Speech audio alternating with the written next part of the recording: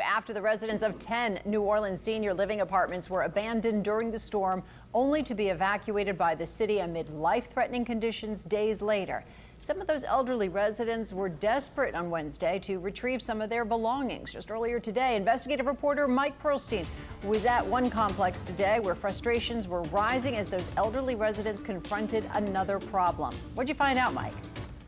Well, that's right, Karen. Around lunchtime today, we saw several residents at the Flint Goodrich Apartments that's in New Orleans, uptown, being blocked from going inside to get their belongings, and we spoke to several of them.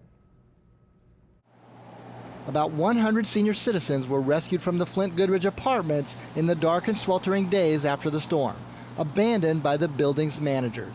The manager was not here to advise us to tell us what to do or where to go. They don't deserve to be treated like an animal.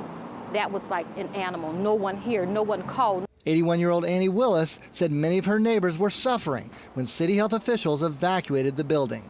5 residents were found dead across the city as officials cleared out a total of 10 senior living complexes.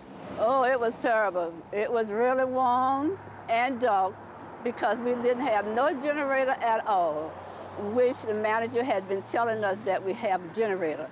Willis and her neighbors faced a new set of problems Wednesday as some of them returned to retrieve clothes and other supplies. They wouldn't let us in the apartment. Instead, employees went without the renters to retrieve a few items, adding to the frustration. We told them what we wanted, but they still didn't get it. They brought me some things. I can't live around the house in a sweater. We tried to ask employees inside about the situation. Mike Goodrich. Yes, hello. This is Mike Perlstein with Channel 4 News. I was wondering if I could speak to one of the managers. No one's here. You have to speak with the corporate office. The complex is operated by HRI Management, but they didn't respond to our request either. Now, we did notice that the building had power and working elevators today, so that only added to the confusion and frustration from residents about why they weren't allowed inside. And Mike, we know that I know that particular apartment complex isn't owned by the Archdiocese, but other ones in question are. Have we heard from the Archdiocese and any other owners of these 10 living centers in question? Well, I can tell you, we tried HRI, the owner of that complex.